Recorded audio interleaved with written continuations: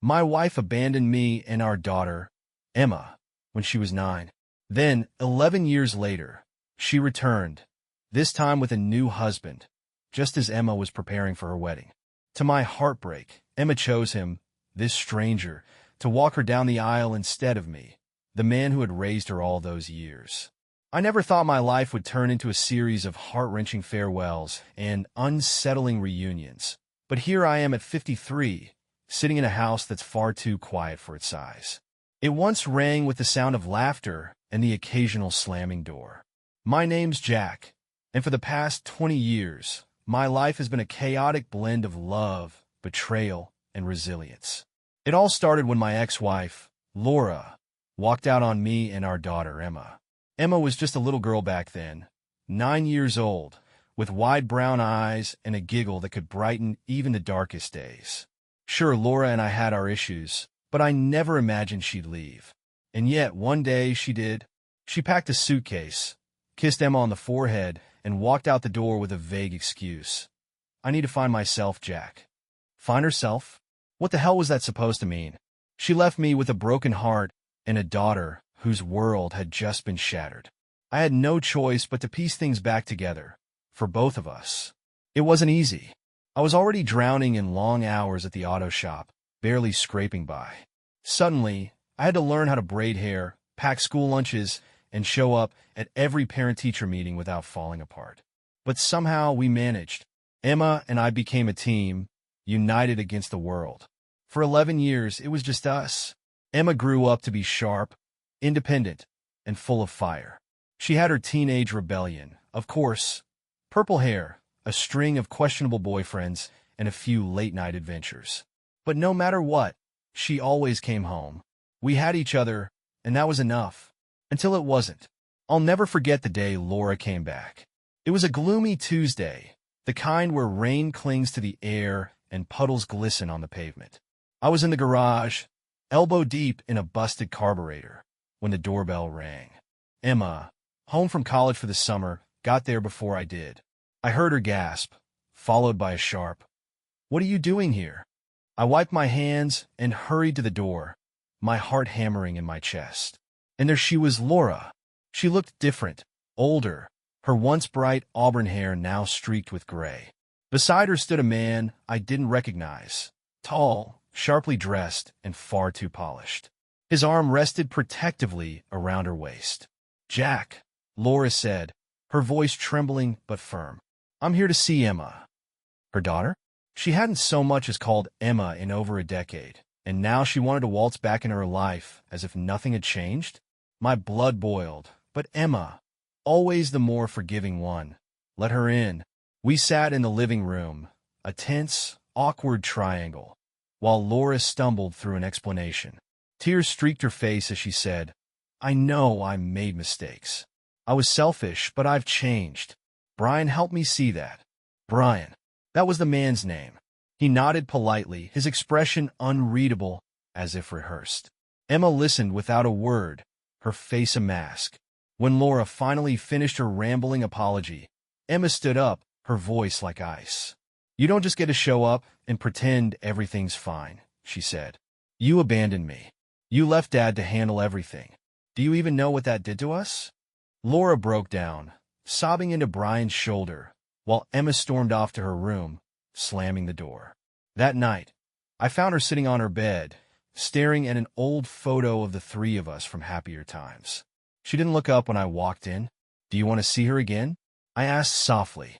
She shrugged, her voice barely a whisper. "I don't know. Part of me hates her, but another part of me wants to know why." Over the following months, Laura tried to reconnect. She sent texts, letters, and even flowers. Ever curious, Emma eventually agreed to meet her for lunch. Slowly, cautiously, they began rebuilding their relationship. I stayed on the sidelines, letting Emma decide for herself. But I couldn't shake the feeling of being an outsider in my own family. Then came the bombshell. One evening, Emma walked in pale and shaken, handing me a letter with trembling hands. It was from Laura, a confession. She admitted that she hadn't just left to find herself. She'd been running. Apparently, She'd fallen in love with someone dangerous, someone controlling and abusive. She claimed she had left to protect us, fearing he'd harm us if she stayed. I didn't know what to believe. Was this the truth, or just another excuse? When I showed the letter to Emma, she was equally conflicted. "Do you think she's lying again?" she asked. "I don't know," I said honestly. "But we need to be careful." That was when Brian began showing up uninvited. He claimed he wanted to talk things over like adults, but there was something about him I didn't trust. He was too smooth, too calculated. Emma noticed it too.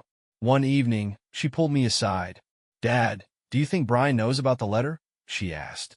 The thought hadn't crossed my mind, but now it chilled me. If he did know, why hadn't he said anything? What was he hiding? The tension only grew as Emma prepared for her wedding. And then everything fell apart. I tried to let Melanie and Laura figure things out on their own. But as the wedding plans progressed, I noticed an unsettling shift, Brian. At first, I brushed it off. He'd appear at florist meetings or suggest seating arrangements, and Melanie seemed to value his input. That made me uneasy. It felt like he was inserting himself into something deeply personal, something he had no claim to. Then came the shocker. It was a quiet Sunday evening, and I was flipping through TV channels on the couch when Melanie walked in. She looked nervous, her fingers fidgeting with the hem of her sweater. "Dad," she began, her voice hesitant. "There's something I need to tell you." "Sure, kiddo. What's on your mind?" I asked, setting the remote down. She bit her lip, glancing away. "I've been thinking about the wedding, and I've decided I want Brian to walk me down the aisle." Her words hit me like a brick to the chest. For a moment, I thought I had misheard her. "What did you just say?" "I want Brian to walk me down the aisle," she repeated, her voice trembling. "You've both been important to me, and it just feels like the right thing to do." "You still here? Stunt. Melanie, I raised you. I've been there for you every step of the way. And now you're telling me you want him to take my place." "It's not like that, Dad," she said quickly, her tone pleading. "You'll still be there. I don't want to hurt his feelings. He's been so supportive." "And what about my feelings?" I snapped, my voice rising. "Do you have any idea how much this hurts after everything I've done for you?" Tears welled in her eyes, and for a fleeting moment, I felt a pang of guilt. But I couldn't let this go. This wasn't just about the wedding. It was about Brian and everything he represented. He was a living reminder of Laura, of the years of betrayal and pain. And now he wanted to take what was mine. The following weeks were a blur of tension and strained conversations. Melanie and I barely spoke, and when we did, it felt like walking on glass. Laura, predictably, couldn't resist meddling. One evening, she called, her voice thick with faux sympathy. "Jack, I know this is hard for you, but this isn't about you. It's about Melanie's happiness." "Spare me the lecture, Laura," I snapped. "You don't get to tell me what's best for my daughter. You gave up that right years ago." Brian, meanwhile, acted as if nothing was wrong. He kept showing up at planning meetings, offering opinions like he owned the place. I wanted to confront him, to tell him to back off, but I knew it would only make things worse. Then I stumbled upon something that changed everything. It happened by accident. I was cleaning out the garage, desperate for a distraction from the wedding chaos, when I came across an old box of documents from the divorce. As I sifted through, something caught my eye, a mention of a bank account I didn't recognize. Curious, I dug deeper. What I found left me reeling. The account had been opened in Laura's name shortly before she left, and it contained a significant sum of money deposited by Brian. The timeline didn't add up. Laura had claimed she met Brian years after leaving us. But these records told a different story. They'd been involved while we were still married. And the money? Its origin raised even more questions. I didn't know what to do. Part of me wanted to confront Laura and demand answers, but another part feared what else I might uncover. For now, I chose to focus on the wedding. When the big day finally arrived, everything looked perfect. The venue was stunning, the decorations flawless, and Melanie was radiant in her dress. Ethan couldn't stop grinning, clearly head over heels. But as I watched Brian take his place beside Melanie, the knot in my stomach tightened. When it was time for the ceremony, I stood at the back, watching as he walked her down the aisle. Pride and heartbreak warred within me. That moment should have been mine. After the ceremony, Melanie approached me, her eyes glistening with tears. "Thank you for being here, Dad," she said softly. "I know this wasn't easy for you." I hugged her tightly, my throat too tight to form words. "I'll always be here for you, Mel. No matter what." But after the wedding, things didn't settle the way I'd hoped. Melanie and I weren't the same. Her decision to have Brian walk her down the aisle felt like a knife in my chest, twisting every time I thought about it. I tried to focus on the positives. She was married now, happy, and building a life with Ethan. But the distance between us was undeniable. I couldn't keep carrying this weight. If I wanted to mend things, I had to talk to her, really talk. Pretending everything was fine wasn't working. I invited her to dinner at Gracie's, the cozy diner we'd been going to since she was a kid. I hoped the familiar setting would make it easier to open up. She arrived on time, her smile warm but cautious. Sliding into the booth across from me, she tucked her dark hair behind her ears. "What's up, Dad? You sounded serious on the phone," she said, her tone laced with curiosity and concern. I took a deep breath, trying to steady my nerves. "Mel, I need to talk about the wedding, about Brian walking you down the aisle." Her shoulders tensed, and she dropped her gaze to the table, fiddling with her fork. "Dad, we've been through this," she said, her voice tinged with frustration. "It wasn't meant to hurt you. I know you didn't mean to hurt me," I said gently but firmly. "But it did. Melanie, I raised you. I was there for every scraped knee, every school play, every late-night call. Walking you down the aisle was something I'd always dreamed of. And when you gave that role to Brian," my voice cracked. It felt like I wasn't enough. Tears welled in her eyes, and for a moment I thought I'd gotten through to her. But then she sighed and shook her head. "Dad, you were enough. You are enough. But this wasn't about replacing you." "Then what was it about?" I pressed, because from where I'm standing, it felt like you chose him over me. She hesitated, biting her lip the way she always did when she was nervous. Finally she spoke. "It was Mom," she admitted quietly. "She kept saying that having Brian involved would make the wedding happier, more harmonious. She thought it would show we're one big happy family now." I stared at her, disbelief washing over me. "So this was Laura's idea? She convinced you to do this?" Melanie nodded, guilt etched into her expression. "She said it would mean a lot to him. And honestly, I thought it would be the kind thing to do," Melanie admitted, her voice barely above a whisper. I leaned back in my seat, struggling to process what she was telling me. Of course, it was Sarah. It wasn't enough for her to waltz back into our lives after abandoning us. Now, she had to rewrite the narrative. She wanted to make it look like she and Brian had always been there for Melanie, like they were this perfect family all along. "Mel," I said carefully, trying to keep my frustration in check. "I get wanting to make people happy. But at what cost? Did you ever stop to think about how this would make me feel? About what this moment meant to me?" She looked down, her voice quiet. "I did, Dad, but I didn't know how to make everyone happy. I thought you'd understand." Her words stung, but I could see the conflict in her eyes. She wasn't trying to hurt me. She was caught in the middle of a mess Sarah had created. Still, understanding her position didn't make it any easier to swallow. The waitress arrived with our food, breaking the heavy silence. I had barely touched my meal, lost in thought. Melanie picked at her salad, avoiding my gaze. After a long pause, I broke the silence again. "Melanie, I need you to understand something. I've never asked for much.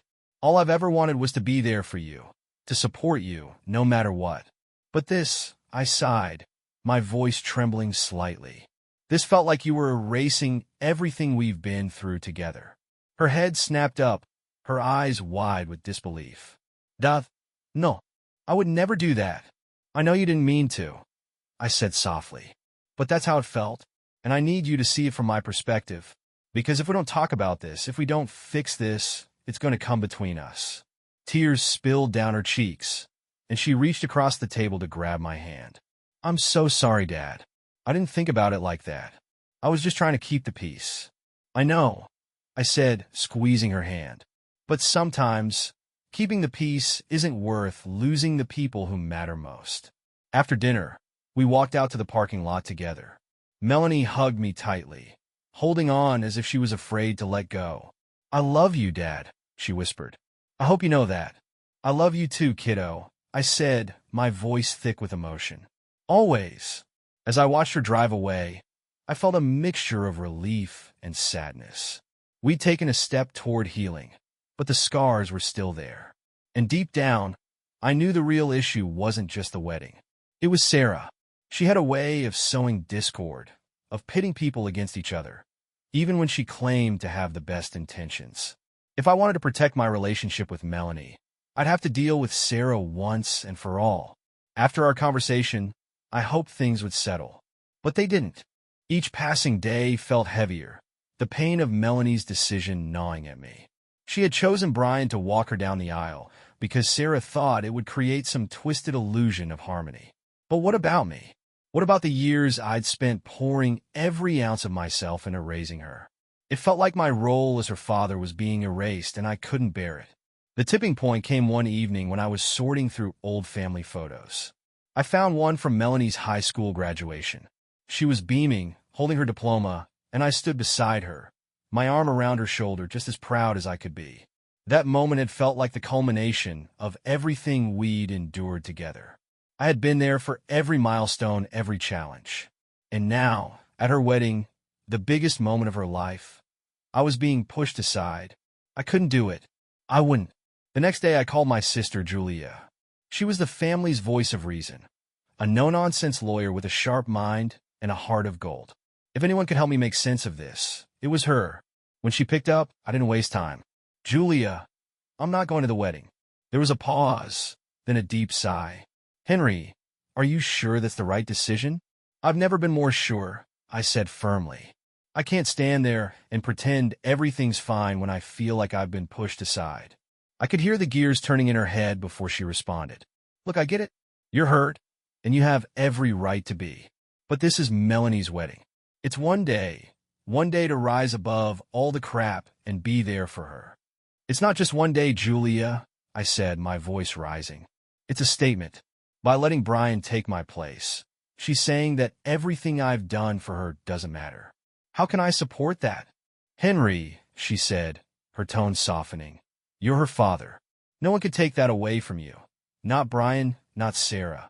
But if you don't go, you'll regret it. Trust me. Her words hit a nerve, but I couldn't bring myself to agree. I've made up my mind, I said firmly. I'm not going. Julia didn't give up easily. 2 days later, she showed up at my house unannounced, armed with coffee and her usual determination. She sat me down at the kitchen table, ready for battle. Henry, you're being stubborn, she said bluntly. And I say that with love. It's not stubbornness, I shot back. It's principle. She raised an eyebrow. Principles are great, but they don't keep relationships intact. Melanie needs you there, whether she realizes it or not. She's made her choice, I said, my voice tight. She chose Brian. No, Julia countered, leaning forward. She chose to try and make everyone happy. That doesn't mean she loves you any less. I wanted to believe her, but the wound was too fresh. You don't understand, Julia. You've never had to raise a kid on your own. You've never had to give up everything, only to feel like it was all for nothing. She reached across the table and placed a hand on mine. You're right, I don't know what that's like. But I do know that love isn't always fair. Sometimes you have to swallow your pride and show up, even when it hurts. Her words lingered with me long after she left. I replayed them in my mind, trying to decide if she was right. But every time I pictured myself standing in that church, watching Brian take my place, my stomach twisted in knots. A week before the wedding, I called Melanie to tell her my decision. Hey, Dad, she answered, her voice cheerful. What's up? I took a deep breath. Mel, I need to talk to you about the wedding.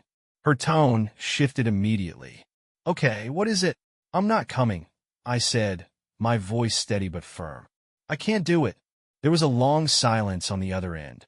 When she finally spoke, her voice was small. Why? You know why? I said. Melanie, I love you more than anything, but I can't stand there and watch someone else take my place. It's too much. Dad, it's not about replacing you, she said, her voice breaking. I know you think that, I said, but that's not how it feels to me, and I need you to understand that. Her breath hitched, and I realized she was crying. So, you're just not going to be there? On the most important day of my life? I wish it didn't have to be this way, I said, my heart aching.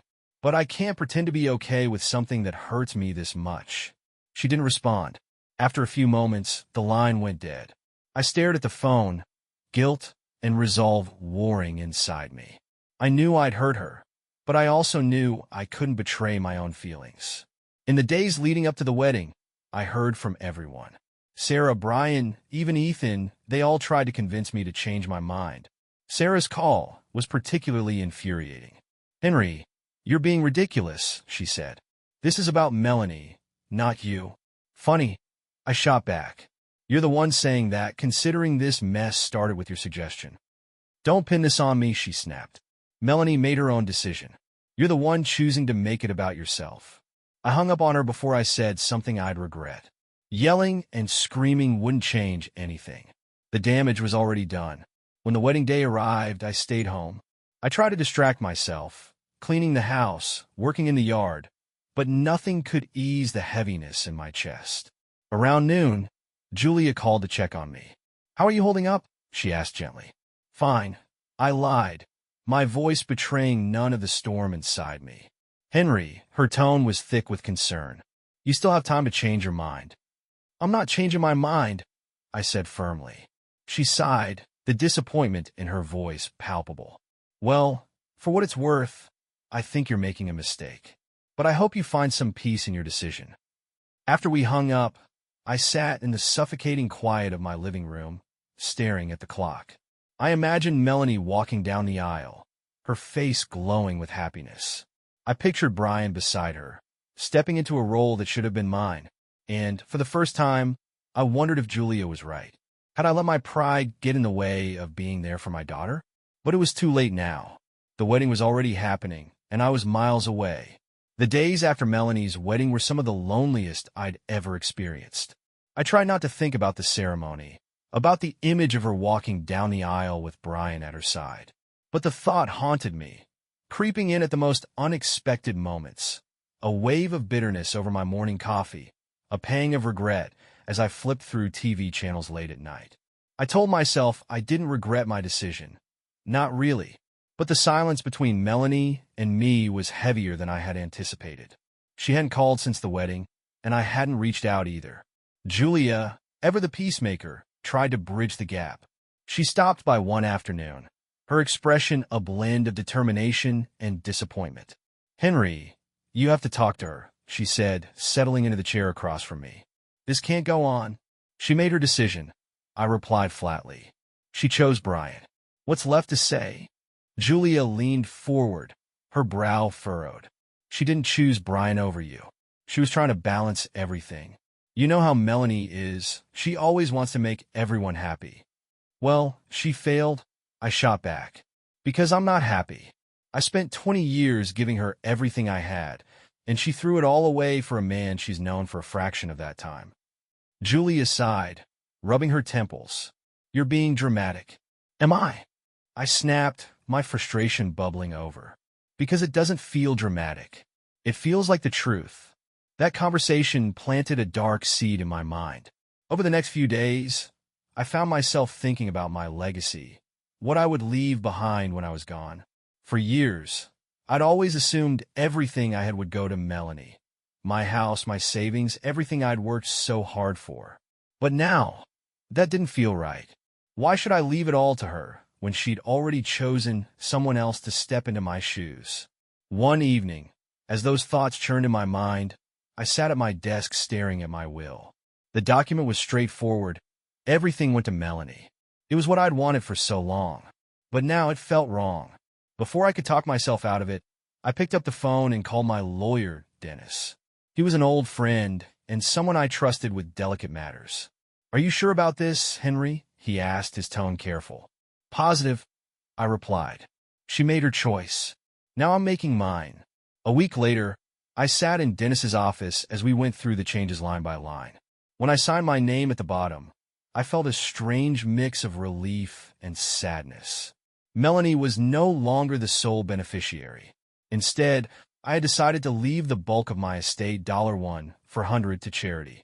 The house and a few smaller assets would go to Julia, who had always stood by me. As I left Dennis's office, I felt a sense of closure for the first time in weeks. The anger and bitterness began to ebb, replaced by a quiet acceptance.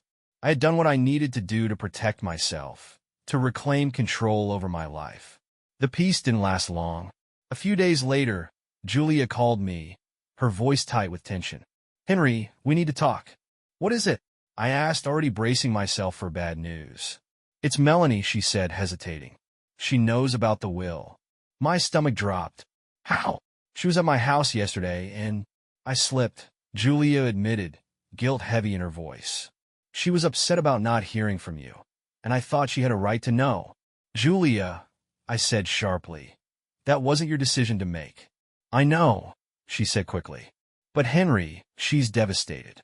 You need to talk to her." Before I could respond, my phone started ringing. Melanie called 5 times that day, each time leaving increasingly frantic voicemails. "Dad, please call me back. I need to talk to you." "Dad, Julia told me about the will. Is it true? Did you cut me out?" "Dad, I don't understand why you're doing this. Please, just call me." Each message felt like a dagger to the chest, reopening wounds I thought had started to heal. But I wasn't ready to face her. Not yet. The next day, I heard her car pull into the driveway. Peeking out the window, I saw her standing on the porch, her arms crossed and her face set with determination. She knocked on the door, her voice firm. "Dad, I know you're in there. Please let me in." I hesitated, my hand hovering over the doorknob. Part of me wanted to let her in, to finally hash everything out. But another part of me, the part still clinging to my anger, couldn't do it. Instead, I stepped away from the door and sat down in the living room, my heart pounding. A few minutes later, the knocking stopped, and I heard her footsteps retreating. For a moment, I thought she had left. But then her voice came through the window, muffled but resolute. "Dad, I'm not leaving until you talk to me." I sighed, running a hand through my hair. I knew she meant it. Melanie had inherited my stubborn streak, and I couldn't ignore her forever. When I finally opened the door, her face was a mix of relief and frustration. She stepped inside without waiting for an invitation, her arms crossed tightly over her chest. "What the hell, Dad?" she demanded, her voice trembling. "How could you do this?" I closed the door and leaned against it, searching for the right words. "Melanie, you have to understand." "No," she interrupted, her eyes filling with tears. "You have to understand. I'm your daughter, Dad.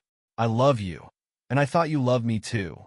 "Of course I love you," I said, my voice cracking.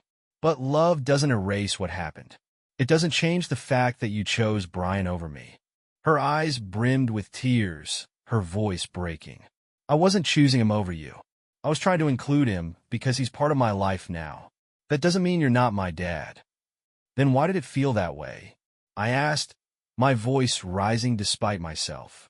"Why did it feel like everything I've done for you, everything we've been through, didn't matter?" "It does matter," she cried. "You matter," Melanie said, her voice trembling. "But you're punishing me for trying to make peace with Mom and Brian, and it's not fair." We argued for what felt like hours, each of us unloading years of hurt, guilt, and resentment. By the time the shouting gave way to silence, we were both exhausted, sitting across from each other in a heavy, wordless truce. "I didn't mean to hurt you," she finally said, her voice soft and fragile. "I just wanted everyone to be happy." "I know," I said, my voice barely above a whisper. "And I didn't mean to hurt you either. But Mel, I needed to protect myself. I needed to take back some control." "So where do we go from here?" she asked, her tone filled with uncertainty. "I don't know," I admitted, "but I think we need to figure it out together." A few days passed after that fight, and I thought maybe we'd reach some kind of uneasy truce. I wasn't expecting forgiveness, not yet, and I wasn't sure I was ready to offer it either. But I figured the storm had passed, at least for now. I was wrong. Late one evening, my phone buzzed on the counter. I glanced at the screen and saw Melanie's name. For a moment, I thought about letting it go to voicemail, but something deep inside, the part of me that still longed for reconciliation, compelled me to answer. "Hello," I said, my voice tired. "Dad," she began, her tone firm but tinged with vulnerability. "We need to talk. I can't keep going like this." "Then don't," I replied, leaning back in my chair. I told you how I feel, Melanie. I don't know what else there is to say. There was a pause, and then her voice softened. Dad, I didn't mean to hurt you. I never thought my decisions would affect you like this. I didn't see them as hurtful. Her words hung in the air, but instead of bringing relief, they fanned the embers of my frustration. Melanie, it's not just one decision, I said, my tone firmer than I intended. It's a pattern, one choice after another that's made me feel forgotten, like I was just a placeholder until something better came along. That's not true, she exclaimed. You've always been my dad. Nothing will ever change that. Then why does it feel like it has? I shot back. You gave Brian a role that should have been mine. You let Sarah dictate the terms of your wedding. And when I told you it hurt, you brushed it off like it didn't matter. Because I didn't know how to handle it, she cried. I was trying to keep the peace, to make everyone happy. At my expense, I said coldly. The line went silent. I could hear her breathing, shaky and uneven, before she spoke again. I didn't mean for this to happen, she whispered. But it did, I said, my words deliberate and heavy. And now I have to live with the consequences. So do you. What does that mean? She asked, her voice tinged with fear. It means, I said, the words like acid in my mouth. If Brian was the father at the most important moment of your life, then let him continue to play that role. The silence on the line stretched longer this time. When she finally spoke, her voice was barely audible. Is that really how you feel?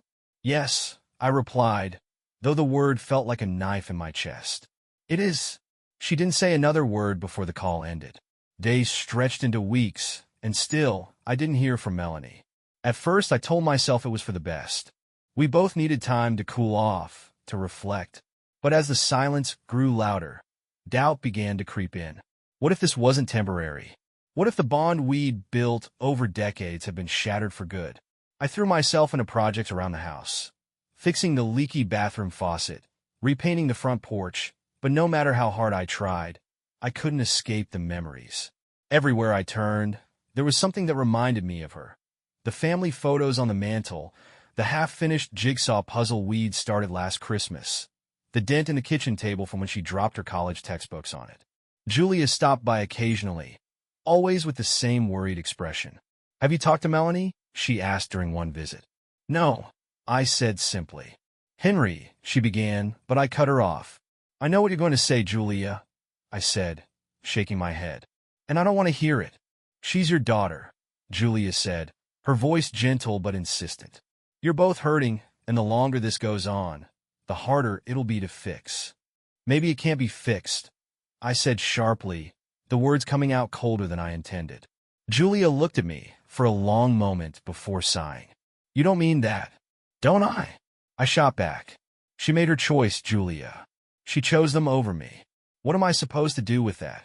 A few nights later, I lay awake in bed, staring at the ceiling. Every argument, every painful word we'd exchanged replayed in my mind like a broken record.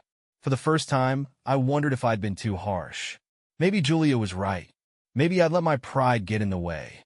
But then I thought about the wedding, the look on Brian's face as he walked Melanie down the aisle, and the bitterness came rushing back. The phone on my nightstand buzzed, jolting me from my thoughts. I grabbed it, my heart skipping a beat when I saw Melanie's name.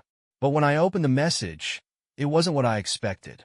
It was a picture of her and Brian at the wedding, both of them smiling. The caption read, "Family isn't about blood. It's about love." I stared at the screen, my chest tightening. Was this her way of sending a message? Of saying she'd moved on? I wanted to reply, to say something, anything, but the words wouldn't come. Instead, I set the phone down and turned off the light, feeling more alone than ever. Weeks turned into months, and still, there was no real contact. I heard bits and pieces through Julia, who assured me Melanie was doing well, but missed me. She's just as stubborn as you are, Julia said one afternoon. Neither of you wants to make the first move. Maybe that's because I already made mine, I said bitterly. And she made hers. Julia sighed. Henry, this isn't about who's right or wrong. It's about family. If you don't find a way to move past this, you're going to lose her. Maybe I already have, I said quietly. As time went on, I began to accept the possibility that Melanie and I might never reconcile. It was a painful realization, but one I couldn't ignore. I threw myself into volunteer work at a local food bank, spending my weekends helping others. It wasn't the same, but it gave me a sense of purpose, a way to channel my energy. Every now and then, I'd wonder if Melanie thought about me as much as I thought about her. Did she regret her decisions? Did she miss me? Or had she fully embraced her new family, leaving me behind for good? One evening, as I sat alone in the quiet of my living room, I thought about the future, about what would happen when I was gone. Would Melanie look back on our relationship with regret? Or would she see me as the man who couldn't rise above his own pain? I didn't know. But as I stared at the flickering light of the fireplace, I made a silent vow. No matter what happened, I would hold on to the love I'd always had for her. Even if she never understood my decisions, even if our connection was broken forever, that love would remain. Because that's what it means to be a parent. To love, even when it hurts.